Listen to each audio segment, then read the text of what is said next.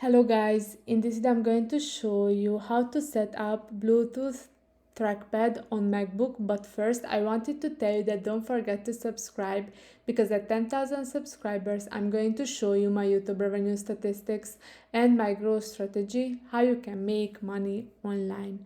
So first you have to go to the system preferences, which is at the bottom of the screen, then click on the trackpad.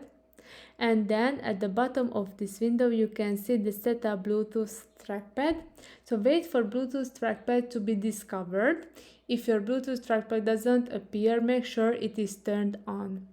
And after that, if the trackpad is found, you have to click on the continue, and then if the connection is great, then your Bluetooth trackpad will be connected to your MacBook. I hope this video was helpful for you. If it was, please consider subscribing and see you in the next one. Bye bye.